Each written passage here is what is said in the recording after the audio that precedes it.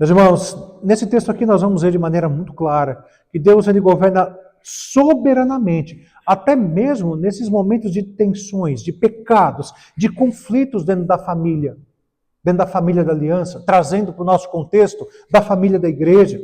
E ele vai conduzir toda a sua vontade por caminhos que muitas vezes são caminhos que são dolorosos, nem sempre se mostram os mais sábios aos nossos olhos, e ele vai fazer isso de maneira tão soberana, porque o objetivo dele é apontar para Cristo, desde o Antigo Testamento.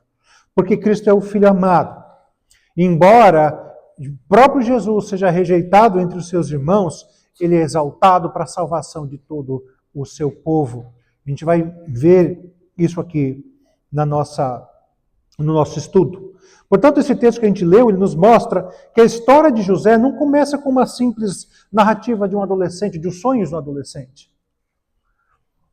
Não começa simplesmente com os conflitos familiares, mas como um início visível de uma obra da providência de Deus tal que vai conduzir toda a família da promessa até o Egito.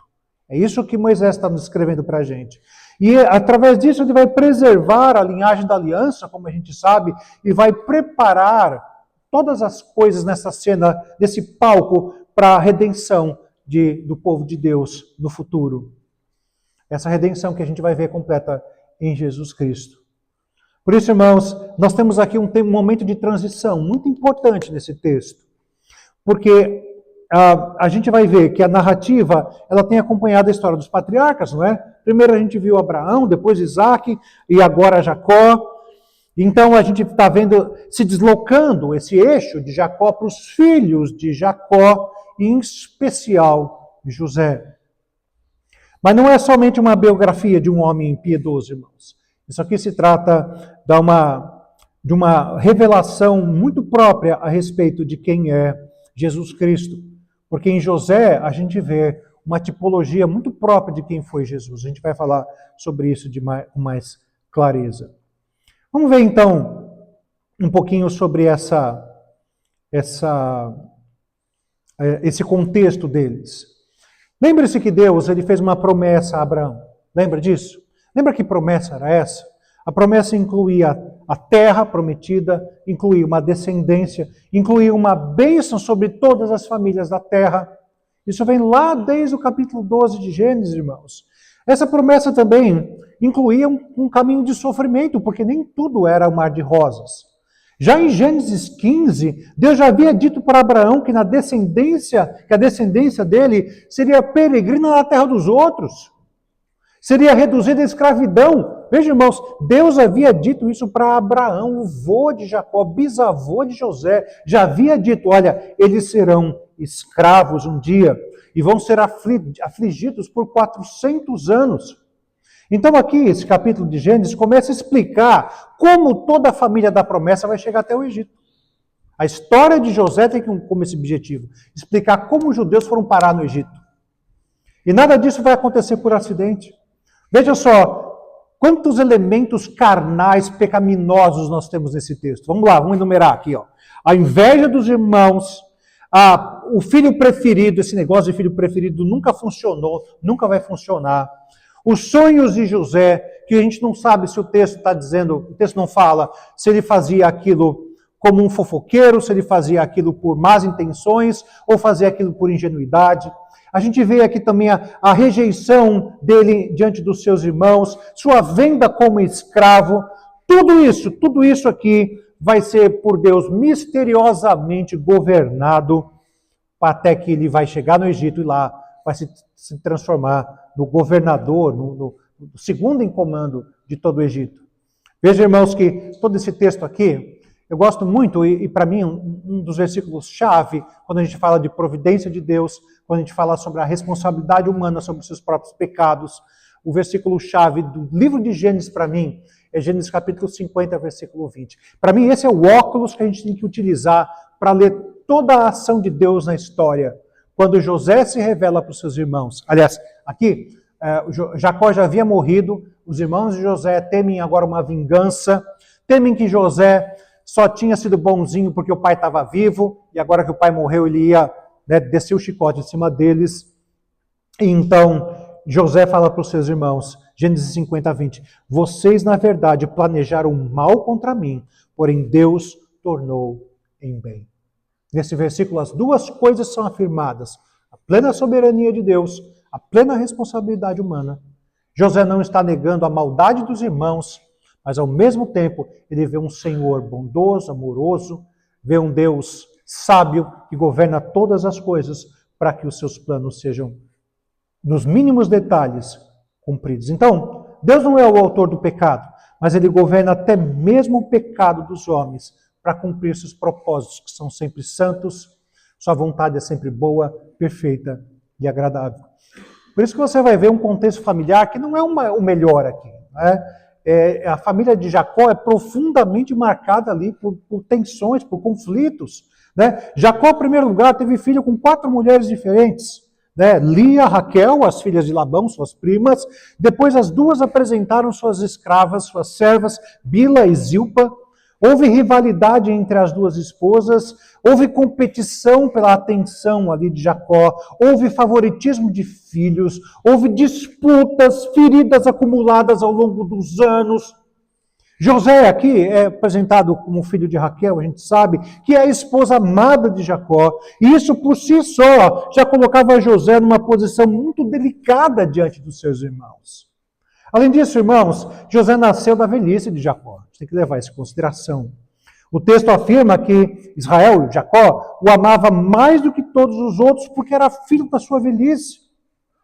E essa preferência que ele tinha, que algumas vezes fica oculta, né, em muitas famílias, naquele caso não era oculto, não. Ficou muito bem claro.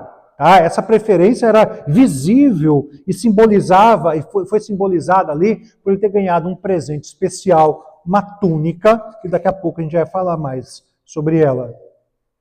Essa é a família da aliança. Dá para imaginar isso? Não é uma família ideal.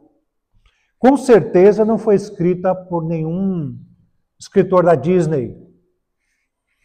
A Bíblia, ela não vai romantizar a história dos patriarcas. Ao contrário, ela mostra a graça de Deus que vai operar, sabe aonde, em contexto? No meio de famílias que têm pecados reais, falhas reais, conflitos reais. Se você acha que não pode existir graça nisso, essa história nos mostra sim, pode sim. Muitas vezes a gente imagina que Deus só opera onde há ordem, não é? Maturidade, estabilidade, harmonia, uma igreja perfeita. Mas, meus irmãos, Deus não depende da perfeição das famílias ou da igreja para cumprir a sua promessa. Ele vai agir soberanamente, mesmo quando há desordem. Mesmo sem ele aprovar o pecado, ele nunca aprova. Mas, por outro lado, Deus nunca é impedido pelo pecado. Você tem consciência disso? Dessa história também a gente pode tirar aqui alguns elementos de tipologia de Cristo. Né? Não estou dizendo aqui que você pode comparar José com Jesus em todos os aspectos. Mas algumas pontes que a gente pode fazer, como por exemplo, Jesus Cristo é o justo sofredor, Jesus Cristo foi rejeitado pelos irmãos, foi humilhado injustamente, mas depois foi exaltado por Deus e com a sua exaltação, com a sua obra, ele preservou a vida de muitos. Então há pontos de contato aqui, e coisas que a gente precisa lembrar. Jesus Cristo é o cumprimento perfeito desse padrão. José, ele pode ser uma imitação, meio que a gente chama de imitação barata. Jesus Cristo é o perfeito. Então, vamos analisar aqui algumas partes desse texto, em 3 partes, como é que nós poderíamos, que ensinamentos nós poderíamos tirar aqui para nossa vida. Vamos entender o texto e aplicá-lo à nossa vida. Primeira parte aqui, eu vejo do versículo 1 a 4, que Deus ele vai iniciar a sua obra da providência dentro daquilo que eu falei para vocês agora há pouco, dentro de uma família que é profundamente marcada pelo pecado. Vejam aqui os versos de 1 a 4 novamente. Jacó habitou na terra das peregrinações de seu pai, na terra de Canaã, e essa é a história de Jacó. Quando José tinha 17 anos, apacentava os rebanhos com os seus irmãos. sendo a jovem, acompanhava os filhos de Bilá e os filhos de Zilpa, mulheres de seu pai, e trazia más notícias deles a seu pai. Israel amava mais José do que todos os seus outros filhos, porque era filho da sua velhice, e mandou fazer para ele uma túnica talar de mangas compridas. Quando seus irmãos viram que o pai o amava mais do que todos os outros filhos, odiaram-no e já não podiam falar com ele de forma pacífica. Então, meus irmãos, o texto começa dizendo que Jacó habitava nas terras das peregrinações de seu pai, na terra de Canaã. E essa observação aqui, irmãos, ela é mais do que simplesmente uma localização geográfica. Ela tem a sua importância. Porque Jacó, ele está na terra prometida, mas ainda como peregrino. Ele vive na terra da promessa, mas ainda não possui plenamente aquilo que Deus prometeu para ele e para seus pais. E a tensão é essa entre o cumprimento da promessa e a promessa em si. Logo em seguida, José, ele vai ser apresentado para a gente como um adolescente de 17 anos. Veja que interessante. Está lá apacentando ele, os rebanhos dos seus irmãos. Ele ainda é muito jovem, mas ele já está plenamente integrado com a vida no lar e as responsabilidades que ele deve ter para com a economia da casa, contribuindo com o seu trabalho. O texto também diz que José trouxe ao pai a má fama dos seus irmãos. Não parece ser de todos, mas a ira atraída aqui foi de todos, né? E a gente não sabe porquê, mas José acompanhava os filhos das duas servas, Bilá e Zilpa, que era uma serva de Raquel, outra serva de Lia. Era com eles que ele ficava, a Bíblia não fala porquê. Aqui, essa expressão aqui, né, trazia uma má fama, trazia más notícias, né, diz aqui o final do versículo 2. Essa expressão aqui, ela fala a respeito de um relato negativo, uma denúncia, uma comunicação desfavorável. Enfim, o texto não vai nos dizer por que José teve essa atitude. Pode ser por vários motivos. Você pode pensar assim, José era um menino muito correto, e quando alguém fazia alguma coisa errada, ele exigia providências. Pode ser? Pode ser também que você pense assim, mimado, filho preferido do papai e da mamãe, era um cagueta. Não podia ver ninguém fazendo nada diferente que já ia lá falar com o papai a respeito do que aconteceu. Enfim, a gente não sabe qual era a intenção dele. Tanto uma coisa quanto a outra é meio que especular. Então, já que a gente não sabe, significa que não era claro nas escrituras, isso não é claro nas escrituras e não é o mais importante nesse texto para que a gente medite sobre isso. O que a gente sabe é que foi essa atitude de José que contribuiu para o ódio dos seus irmãos contra ele. Isso a gente sabe. Bom, vejam só, irmãos, que o texto não está aqui nem por um lado transformando José num herói, sabe, aquele tipo impecável, e nem está justificando automaticamente todas as ações dele. Não está. Ao mesmo tempo, não está dizendo que José mentiu. O foco está menos na psicologia ali de José e mais na tensão que vai existir dentro do relacionamento familiar. Esse é o ponto aqui. Já no versículo 3, o que a gente vai ver é algo muito ruim. Israel, Jacó, amava mais José do que todos os outros filhos. E aqui Moisés, quem escreveu o texto, ele usa o nome Israel e não apenas Jacó. Né? Isso é bem significativo, porque Israel era o nome da aliança, o nome que ele havia recebido do próprio Deus. Mas mesmo sendo esse homem transformado, ele carregava consigo ainda fraquezas. E essa predileção, com certeza, é um pecado e uma fraqueza que ele não deveria ter cometido. A graça de Deus havia, sim, transformado Jacó em Israel, mas ele ainda é um homem em transformação, como qualquer ser humano, como qualquer crente de hoje em dia, vai pecar. Embora sejamos salvos por Cristo, ainda estamos em constante transformação. Vejam que esse favoritismo de Jacó em relação a José, ele vai refletir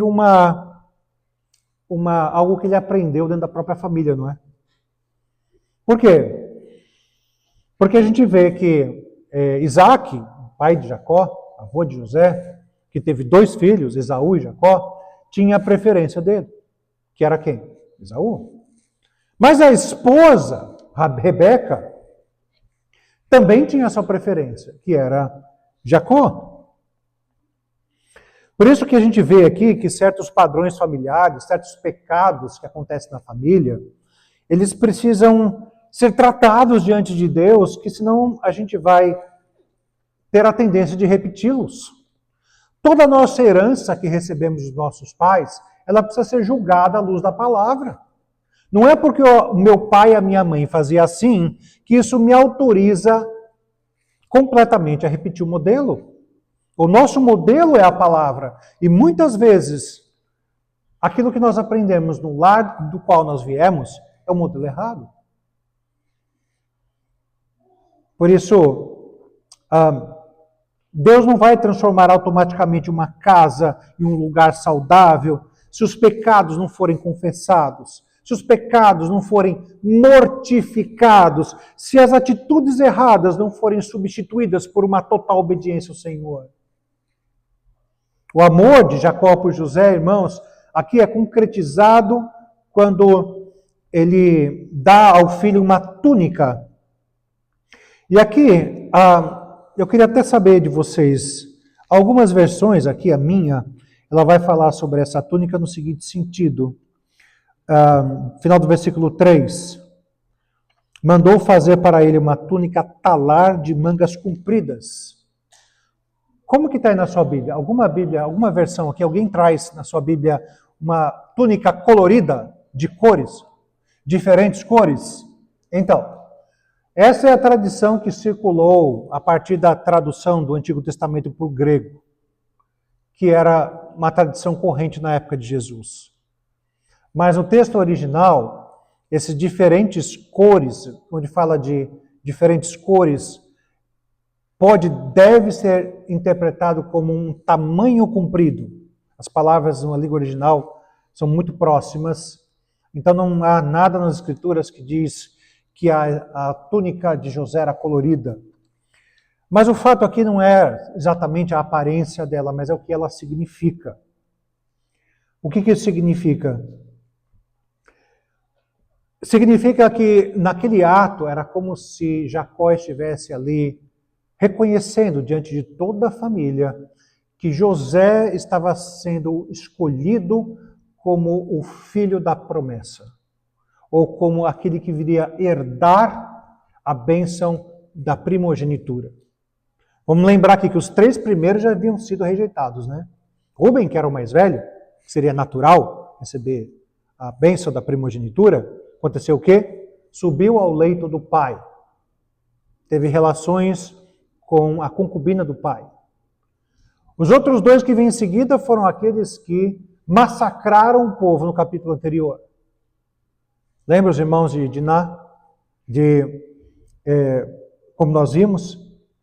Então, irmãos, o problema aqui não era que Jacó amasse José. O problema é que esse amor era parcial. Esse amor era um amor imprudente, porque publicamente ele discriminava um filho em relação aos outros. O amor paterno, irmãos, quando se torna aqui favoritismo em relação a um filho, ele deixa de ser instrumento de edificação e passa a ser ocasião para fazer os filhos tropeçarem. Não existe nas Escrituras autorização para isso. E essa é uma daquelas coisas que a gente viu que os antepassados eles cultivavam, não é? E falavam até mesmo de maneira tranquila, de boca cheia. Esses aqui são os meus filhos, né? O Guinho, o Lezinho, o Luizinho, mas esse aqui é o preferido. Nós não temos nenhum amparo nas Escrituras para isso. Ao contrário, só trouxe problema quando essa prática foi feita. E aqui nós temos no versículo 4 a reação dos irmãos. O que diz aqui no versículo 4? Os irmãos viram que o pai amava mais Jacó do que todos eles e por causa disso não podiam mais falar com ele pacificamente. Essa expressão aqui é muito legal. O que ele quer dizer com isso, falar pacificamente? Como é que você se dirige para alguém quando você encontra na rua? Quando você saúda, entra no lugar? Né? E aí, pessoal, tudo bem? Né? Os jovens têm lá, né? WhatsApp, né? Alguma coisa assim? Como é que o judeu se cumprimentava quando chegava ou saía. Você lembra não? Shalom. O que quer dizer shalom? Paz. Então aqui o que Moisés quer dizer é que não conseguia mais nem dizer oi. Está entendendo? Falar pacificamente significa saudar com shalom. O que Moisés está escrevendo é que os irmãos não conseguiam nem sequer falar oi para José. Porque shalom era a maneira como eles se saudavam. Isso é um ponto interessante, tamanho que era o ódio. Então, vejam que esse ódio, ele não nasce do nada. Ele nasce de uma percepção real da situação. Não estou dizendo que eles tinham razão de odiar, não. Mas estou dizendo que havia, sim, foi dado motivos para eles cometerem aquele pecado.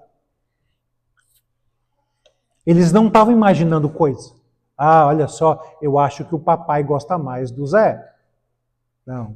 Eles tinham provas de que Jacó tinha um filho preferido. Perceberam?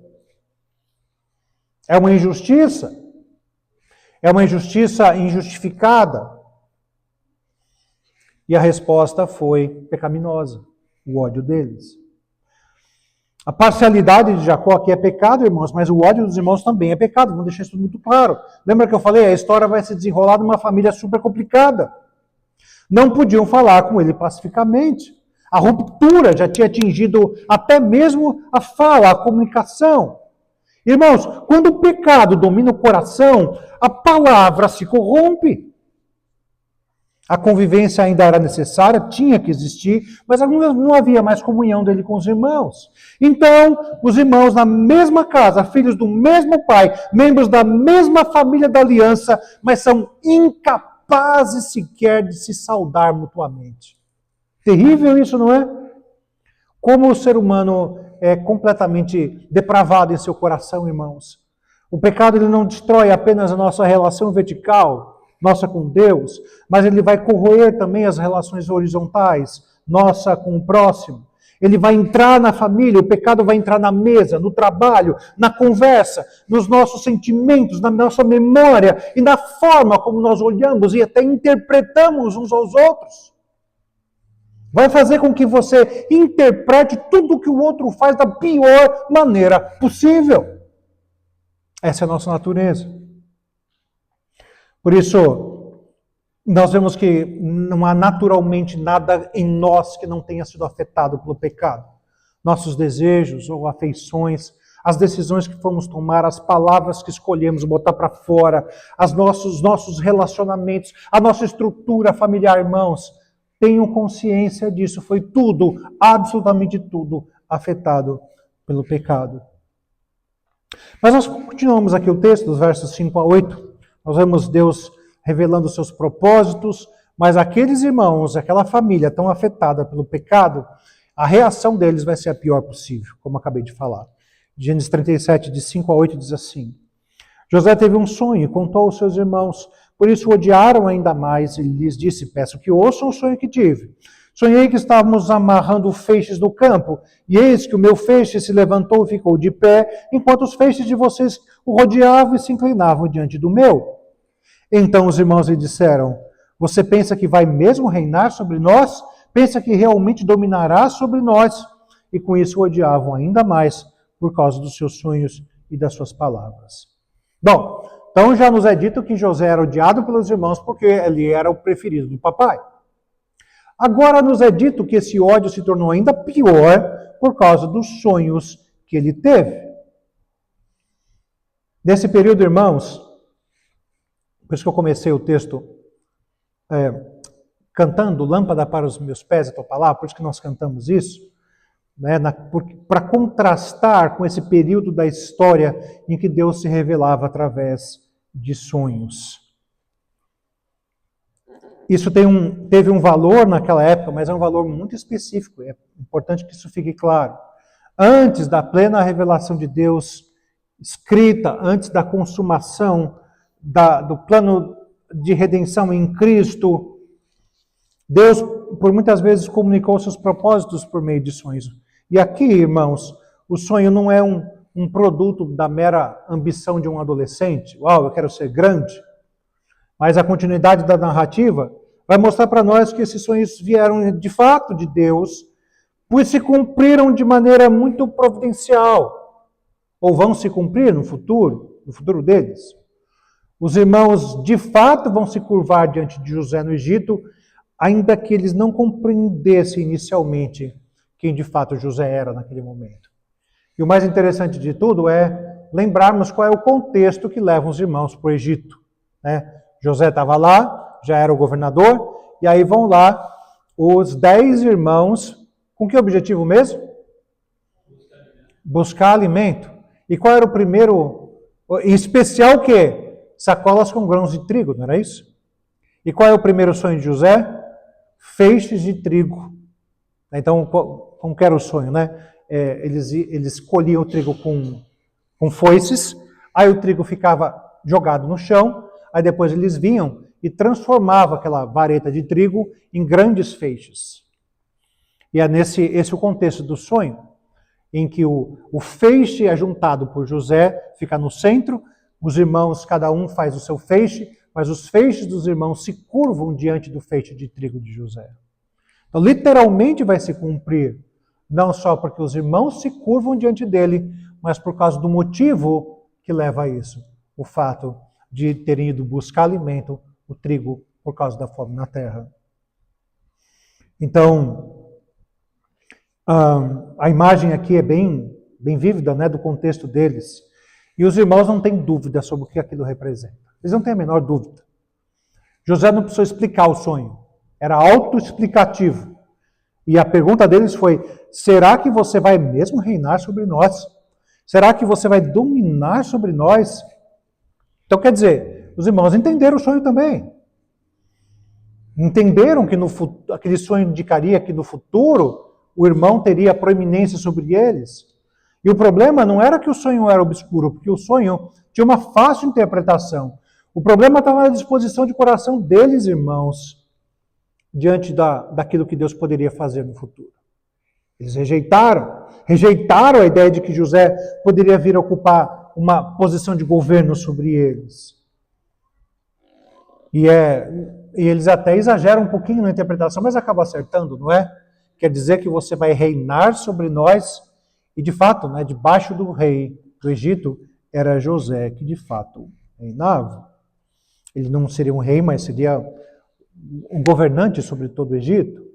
Então qual é a reação deles? Mais ódio. O texto aqui vai intensificar esse ódio, vai mostrar que vai aumentar. Já odiavam porque é o favorito, agora vão odiar ainda mais por causa do sonho. Então, Moisés aqui escrevendo o texto, o que ele está fazendo? Ele está adicionando elementos para a tensão. O que Moisés está mostrando aqui é que está ficando cada vez pior a coisa. Está ficando cada vez mais difícil a convivência. Né? Vai terminar onde? A conspiração dos irmãos, a tentativa de matar José, a venda dele como escravo para o Egito, enganar Jacó, dizendo que a capa que ele havia dado para o filho veio suja de sangue. Isso indicava que Jacó poderia ter sido morto por feras. Meus irmãos, sabe o que isso mostra também para a gente? Que o pecado, ele não é um elemento estático. Ele não é uma coisa que vai ficar paradinha ali. Não vai. Quando o pecado não é tratado, ele amadurece. Lembra que Jesus falou para os seus discípulos? Um pouco de fermento leveda toda a massa. Já viram isso quando você vai fazer pão? Aquela massinha está lá, mirrada, você adicionou fermento nela, aí você faz o quê? Põe para descansar. Quando você abre, aquilo que estava no fundo do bowl, agora já está na boca. Aí você divide em pequenas porções para você fazer os pães, amassa e coloca na assadeira e acontece o quê? Você põe para descansar de novo e aí acontece mais uma vez, cresce mais uma vez.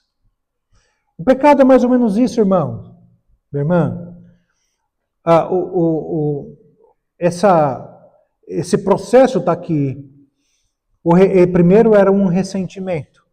Depois esse ressentimento vai se tornar numa hostilidade. A hostilidade vai gerar a conspiração para matá-lo. E a conspiração, então, se consuma na violência contra José. O pecado não é estático. Você não acha que você precisa tratá-lo? Por isso que Tiago mostra essa ação do pecado comparando com uma gravidez. Não é? A cobiça concebe, dá à luz o pecado, uma vez consumado, gera morte. E é isso que a gente vê aqui, esse processo. O pecado está se desenvolvendo, crescendo cada vez mais. Aonde? Dentro da família do povo de Deus. Bom, então temos aqui o primeiro sonho de José. Isso aqui é uma forma inicial daquilo que Deus faria no futuro. Mas essa revelação de Deus, irmãos, não vai produzir automaticamente uma submissão daquele que tem o coração endurecido. Não vai. Os irmãos compreendem a mensagem que veio da parte de Deus, mas eles a rejeitam imediatamente. Isso mostra, irmãos, um padrão que é muito recorrente em toda a palavra de Deus. Deus revela a sua vontade. Qual é a reação do coração humano? Resiste a essa vontade. Por quê? Porque fere seu orgulho.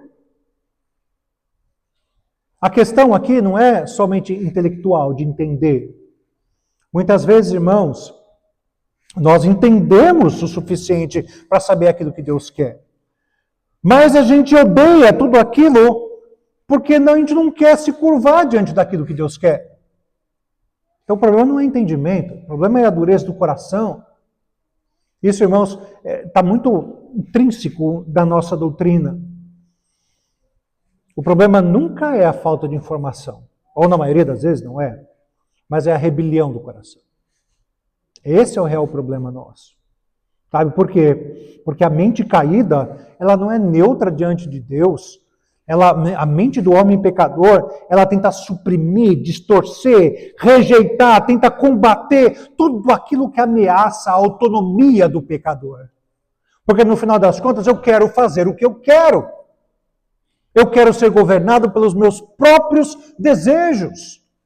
Se vem Deus dizendo alguma coisa para eu fazer diferente, eu entendo o que Deus quer, mas eu odeio isso. Porque fere a minha liberdade de querer tomar decisões por mim mesmo. Perceberam o problema? Eles entenderam, os irmãos de José entenderam o sonho. Mas eles rejeitaram, irmãos, porque entenderam que se aquilo realmente viesse de Deus, eles teriam que se curvar diante de alguém que eles desprezavam profundamente. E aí então nós temos a última parte do texto. Porque Deus confirma o seu propósito com um outro sonho.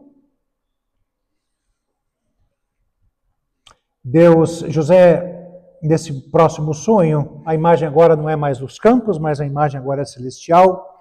Porque nesse sonho o sol, a lua e 11 estrelas se curvam diante dele. Vejam que agora a linguagem é ainda mais ampla, não é? É a linguagem mais elevada. O sonho é mais abrangente do que aquele primeiro sonho de feixes de trigo. Porque nesse primeiro sonho os feixes representavam os irmãos. E agora, irmãos, sol, lua e 11 estrelas estão incluindo quem? Que Jacó, não é? A mãe de Jacó já era falecida, a gente não sabe se Deus está fazendo referência a ela, ou quem sabe a Lia, que deve ter se tornado a matriarca depois da morte de Raquel. Aos 11 irmãos, as estrelas. Esse texto está fazendo referência à autoridade futura de José sobre todo mundo.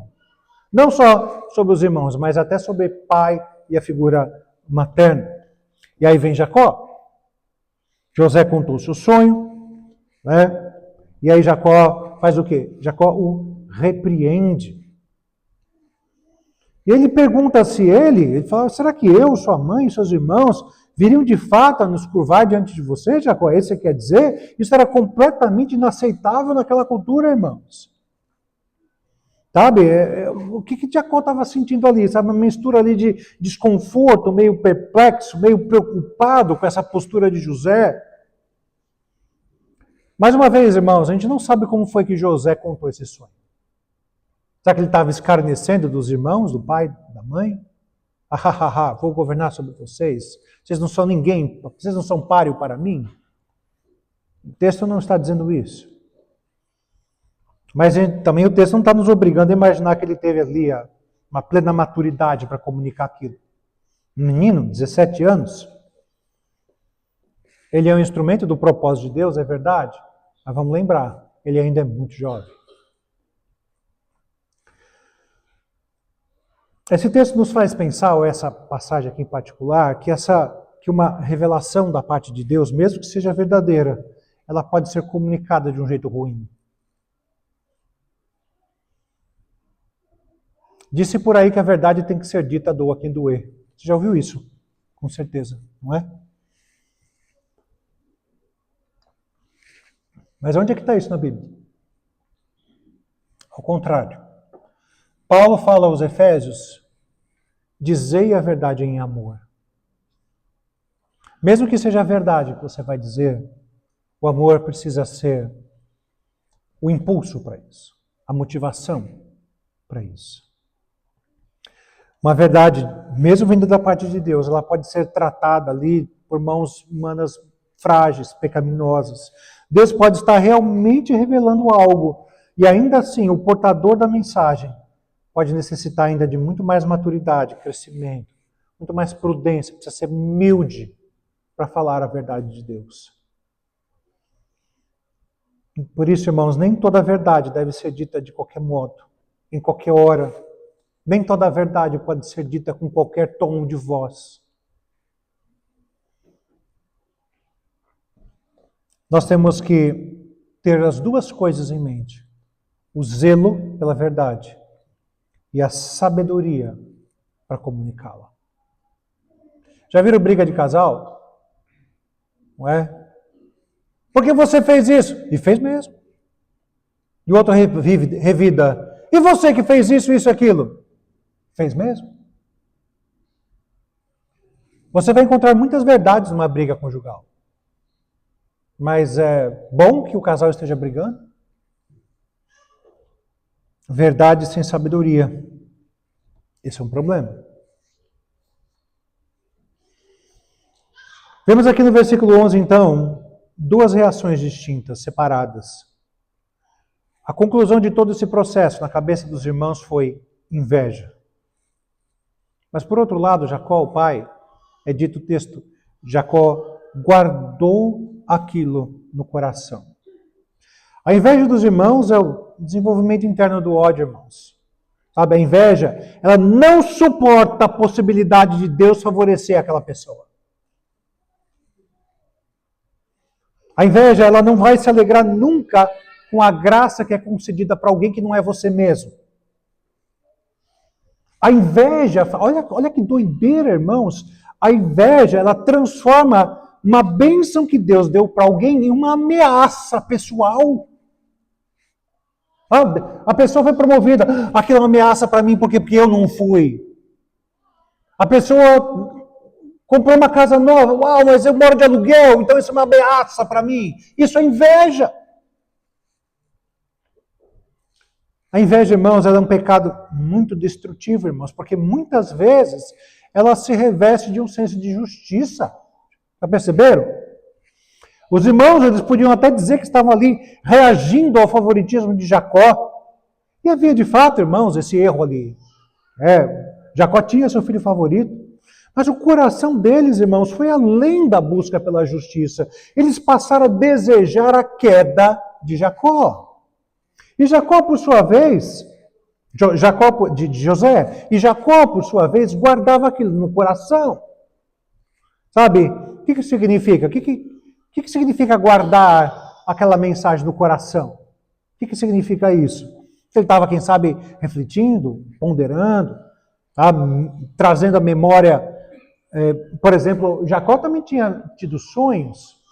O sonho da escada, o sonho que os anjos subindo e descendo. Jacó também tinha tido essa experiência com Deus. Ele não entende tudo o que está acontecendo, Jacó não entende, mas ele não consegue simplesmente esquecer aquilo ali. Então, há uma tensão ali. Mais uma vez, Jacó ele não é ingênuo. Ele não recebe tudo sem discernimento. Mas também ele não vai fechar a porta para a possibilidade de que realmente Deus esteja conduzindo as coisas para algo maior, algo que ele não consegue compreender imediatamente. Agora, há uma questão aqui que eu quero falar agora, sobre não algo que está no texto, mas para algo que não está no texto. Ah, mas pastor, você sempre ensina que a gente não deve tratar daquilo que não está no texto. A não ser que isso tenha uma relevância. Vocês já repararam em alguma coisa que você não vê no texto? Que é muito importante. Em nenhum momento desse texto que a gente leu, você vai encontrar Deus. Você não vê a palavra Deus, você não vê a palavra Senhor. Você não vê, nem no versículo 1, então Deus falou com José. Não é assim que está. No versículo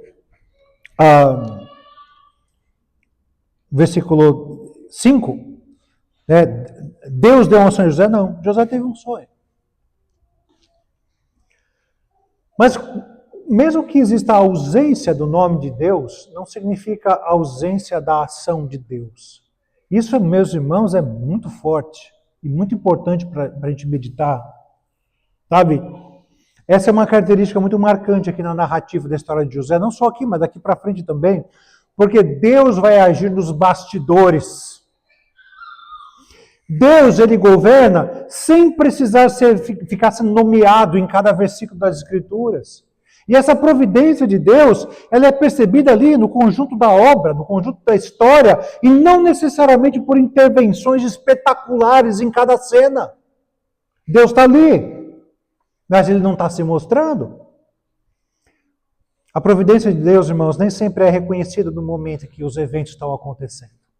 Nem sempre é reconhecida. Muitas vezes, ela é só reconhecida quando você faz uma retrospectiva do passado.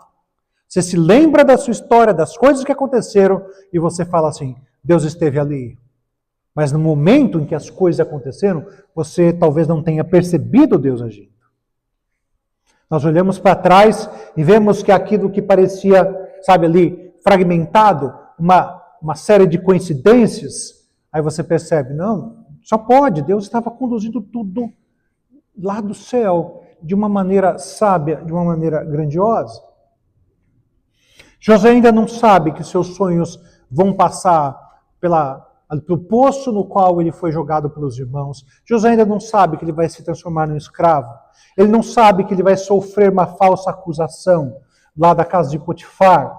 Não sabe que por causa disso ele vai ser preso por anos e anos, esquecido, até que aqueles sonhos se cumpram.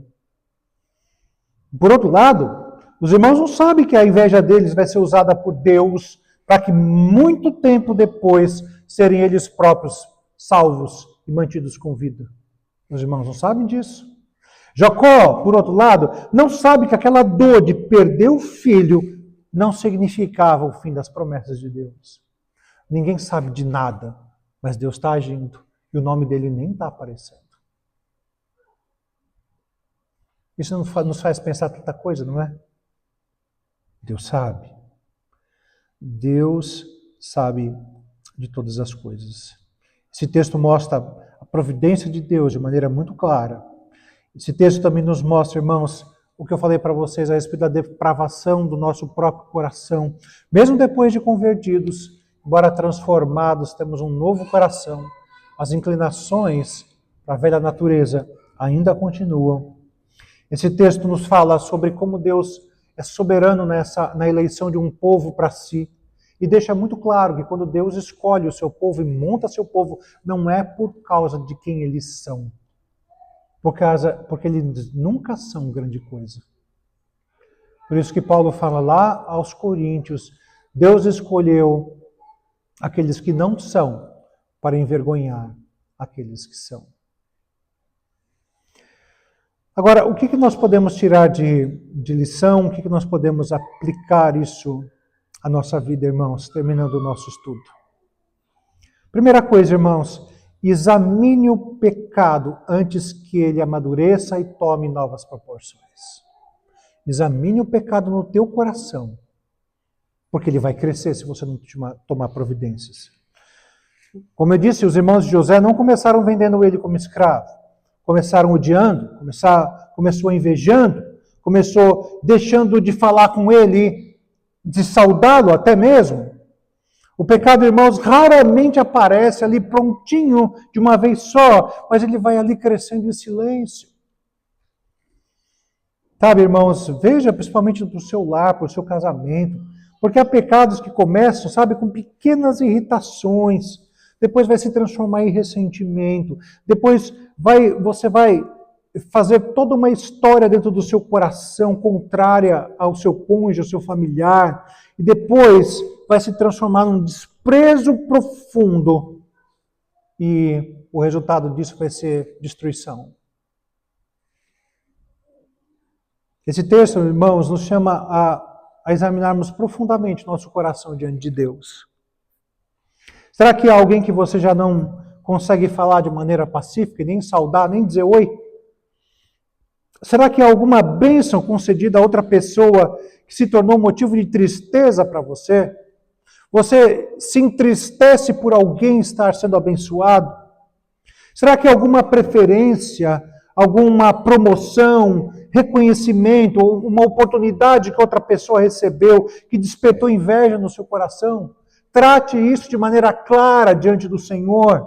A nossa resposta como cristãos não é negar que isso exista, não disfarce isso, mas leve isso para a cruz, porque Cristo não morreu apenas pelos pecados escandalosos, mas também por esses pecados que, sabe, colocam uma roupinha respeitável, esses pecados se escondem no coração, a inveja, a amargura, a comparação, a pena de si mesmo, ressentimento e essa hostilidade que às vezes é tão silenciosa. Sabe, você odeia, mas ninguém sabe disso, só você. Você olha para a pessoa e você tem planos destrutivos para ela, mas ninguém sabe disso além de você.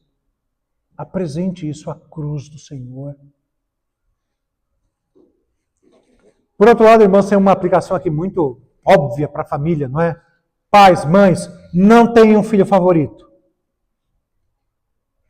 Não tenham um filho favorito. Amor desigual, tratamento parcial, comparações constantes de um filho com o outro, preferências que se tornam tão evidentes, tudo isso, irmãos, vai gerar ferida profunda na sua família, vai gerar ferida profunda no coração dos seus filhos. É verdade, irmãos, eu sei disso, que cada filho é diferente do outro, né? E tratar os desiguais com desigualdade não é errado, mas por quanto que isso não reflita numa preferência, de maneira que um é rejeitado e o outro idolatrado. Pais cristãos devem sempre se perguntar diante de Deus, será que os meus filhos percebem justiça? Será que os meus filhos percebem que eu os cuido? Que eu tenho um amor equilibrado por eles enquanto eu os lidero? Será que os nossos filhos sabem disso? Será que eu tenho alimentado alguma competição entre os meus filhos? O que você acha, pai e mãe? Será que eu tenho usado palavras, ou presentes, ou oportunidades, ou até mesmo elogios, de modo que eu provoque essa rivalidade entre os meus filhos? Tome cuidado com isso. As Escrituras nos ensinam a criar nossos filhos na admoestação, na disciplina do Senhor, inclusive não provocá-los à ira. O governo espiritual, né, agora falando principalmente a homens, como chefes dos seus lares, ele exige que haja ternura da nossa parte, que haja justiça, prudência e até mesmo arrependimento quando nós falhamos. Veja, irmãos, uma outra aplicação agora para a igreja, né? Falei para a sua vida pessoal, para a família, agora para a igreja de maneira como um todo. A igreja, ela também precisa de santificação. A família da aliança precisa de santificação. A casa de Jacó, irmãos, era, como eu já falei, a família da promessa, mas ela estava cheia de problemas. Isso nos ensina, irmãos, que a nossa igreja, embora seja povo da aliança, ainda é composta por pecadores que estão nesse processo de se santificar. Ela não é perfeitinha, não. Na igreja pode haver todas essas coisas que você está vendo aqui na família da promessa. Que coisas essas que a gente viu aqui? Inveja, competição, ressentimento, comparações, dificuldade até de se cumprimentar. Membros podem sim se entristecer com o reconhecimento que é dado por outros. Líderes podem agir com parcialidade. Famílias podem trazer feridas não tratadas para dentro da comunhão da igreja. Isso vai acontecer. Não estou dizendo que é desejável isso, mas estou dizendo que essa é a realidade. Aqui, esse texto que a gente leu em Gênesis 37, traz essa advertência. Não espiritualize os pecados. Estar perto das coisas sagradas não elimina automaticamente a própria inclinação carnal do nosso coração. Nós precisamos desesperadamente, continuadamente da palavra, dos sacramentos, da disciplina, da oração. Essas coisas são essenciais para a igreja. Sabe, o mais importante é que a nossa comunhão como igreja não seja construída em cima de um fingimento, em cima de hipocrisia, mas sim construída em cima de arrependimento, em cima de graça. Vai haver pecado de um contra o outro. Não tente espiritualizar o seu pecado, não tente romantizá-lo, mas trate ele de maneira, como a Escritura nos mostra, com arrependimento e com graça. Agora, terminando, irmãos, vejam aqui o que interessante a aplicação de maneira geral para a nossa relação com a cultura. O texto fala muito sobre inveja, não é? A gente vê aí que a nossa cultura é marcada por uma competição todo o tempo, né? Permanente. Quer seja nas redes sociais, carreiras, né, nossas, aparência, posse, influência, reconhecimento das pessoas. Tudo isso vai alimentar a inveja. Tudo isso. E a felicidade do outro, irmãos, é facilmente interpretado como uma ameaça pessoal. É normal que isso aconteça no mundo. Se você trabalha numa empresa e um colega e você recebe uma promoção, vai todo mundo bater palma por fora e todo mundo te odiar por dentro. Dificilmente aquilo vai ser genuíno e verdadeiro. Esse texto nos mostra que a inveja ela não é algo inofensivo. Sabe, ela desumaniza o outro. Ela transforma irmãos em rivais. Ela não descansa até diminuir, até silenciar ou até mesmo destruir aquele que é considerado como uma ameaça. A resposta cristã, por outro lado, a inveja, não pode ser outra, mas descansar na providência de Deus.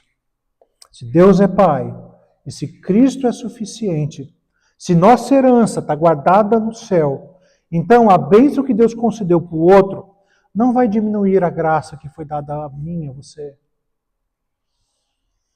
O Evangelho ele precisa nos libertar disso, irmãos. Precisa nos libertar de medir a nossa vida pela posição do outro. Em Cristo, nós não precisamos destruir o irmão para afirmar o nosso valor, ao contrário. Nós somos recebidos pela graça e não pela comparação. Nessa história de José, então, José ainda não sabia nada do que estava por vir. A gente sabe, mas ele não.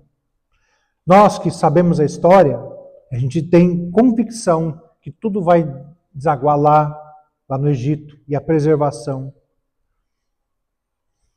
E isso nos ensina que muitas vezes nós vivemos no meio do capítulo e não no final da história. Se você está passando por um momento de sofrimento, de conflitos familiares, sempre se lembre disso, isso é só um capítulo. Você não sabe o final da história. Mas se Deus é o autor, eu confio que será o melhor possível. Você tem essa fé? Há momentos que tudo parece realmente apenas confusão, irmãos. Conflitos familiares, rejeição, injustiça, perdas, palavras duras, portas fechadas, silêncio doloroso. Às vezes parece que só isso que existe. Mas nesse momento, cremos na providência de Deus, nos firma no próprio caráter de Deus. Eu descanso nele. O cristão nem sempre vai saber tudo o que Deus está fazendo, mas sabe quem Deus é. Nós sabemos que Ele é sábio demais para errar. Você não sabe disso? Você não sabe que Deus é bom demais para ser cruel? Você sabe disso? Não sabe? Você sabe que Deus é soberano demais para ter seus planos frustrados? Você sabe disso também? Não sabe? A fé genuína, então, ela não exige que nós vejamos todo o desenho completo da providência de Deus. Ela nos chama a confiar em Deus enquanto Deus está desenhando em frente aos nossos olhos. Você vê os primeiros rabiscos e você tem a convicção interna de que aquilo será uma obra de arte. Entendeu? José foi sim rejeitado pelos seus irmãos, mas se lembre acima de tudo que Cristo foi rejeitado por pecadores como eu, como você. Nós não devemos ler aqui esse texto apenas se perguntando, uau, com quem que eu me pareço? Com quem que eu me enquadro? Será que eu sou o Jacó? Será que eu sou o José? Será que eu sou os seus irmãos? Porque em certo sentido a gente pode nos parecer como Jacó, sermos parciais. Em certo sentido com os irmãos, temos inveja uns dos outros. E por outro lado, até mesmo com José, nos sentirmos rejeitados. Mas a melhor pergunta, irmãos, é como é que esse texto nos conduz até Jesus? Fácil. Porque Cristo é o verdadeiro Filho amado. Ele não apenas sonhou com exaltação, ele possui a glória do Pai antes da fundação do mundo, e mesmo assim ele se humilhou, assumiu a forma de servo, foi rejeitado, tratado injustamente, morreu pelos nossos pecados, e então ressuscitou em glória. A nossa esperança, irmãos, não é sermos como José na nossa força moral. Nossa esperança está em pertencermos a Cristo através da fé. Ele sim é o Salvador exaltado diante de quem todo joelho se dobrará. E para nós que cremos, essa submissão, irmãos, é salvação. Essa submissão se transforma em alegria. E para aqueles que resistem a isso será maior juízo. Por isso, queridos, terminando, esse texto nos coloca diante de uma família quebrada, mas não de uma família abandonada. Há uma grande diferença entre as duas coisas. O texto nos mostra pecados reais, mas não pecados soberanos. São conflitos humanos, mas nunca fora do governo de Deus. José sonha, a casa se divide, a paz desaparece, e ainda assim, acima de tudo isso, Deus está reinando. Por isso esse texto nos ajuda a evitar algo que não é, algo que é equivocado. Primeiro, a gente evitar uma leitura meramente moralista disso aqui, sabe? Transformar José apenas um exemplo jovem, sonhador e perseverante. E a segunda leitura é ver apenas esse problema familiar e conflito humano. Não. A leitura bíblica vê mais, vê a providência santa de Deus que vai conduzir a história da redenção por meio de instrumentos que são frágeis e circunstâncias que são dolorosas. A história de José, irmãos, começa com rejeição, mas vai terminar com preservação. Começa com ódio, mas será usada para salvar vidas. Começa com uma família incapaz de falar de paz, mas vai avançar para o cumprimento da promessa de Deus, que havia feito muito antes. E lá, no horizonte maior, essa história vai nos conduzir até Jesus. Jesus é o Filho amado. Ele não é parcial, ele não é pecaminoso, mas ele é perfeito. Ele foi rejeitado por aqueles que deveriam chamar ele de irmãos. Ele foi entregue por inveja, foi humilhado injustamente, mas Deus o exaltou soberanamente para que por meio dele muitos fossem salvos. Portanto, irmãos, a exortação final é essa, de nós nos arrependermos dos nossos pecados, principalmente aqueles que corroem as nossas relações. Confessarmos a inveja, a parcialidade, confessarmos o ressentimento e a nossa incapacidade de saudar até os irmãos com a paz. Por outro lado, o texto nos exorta que confiemos nessa providência de Deus, mesmo quando a obra dele pode parecer oculta aos nossos olhos. O texto nos fala para olharmos para Cristo, em quem a rejeição se tornou redenção. A humilhação foi seguida de exaltação. E a graça finalmente triunfou sobre o pecado. Deus, ele continua governando a história, irmãos. Ele governa a igreja, governa a família, governa o sofrimento, governa as perdas e até mesmo os caminhos que nós não compreendemos. Deus está governando. O mesmo Deus, então, que conduziu José ao Egito para preservar ali a família, a linhagem da promessa, conduziu também seu próprio filho até a cruz para salvar o seu povo. Por isso, irmãos, nós podemos crer. Por isso, irmãos, nós podemos nos arrepender. Nós podemos perseverar. Nós podemos descansar. A providência de Deus nunca falha. E a suficiência de Cristo nunca diminui. Que Deus nos abençoe. Amém?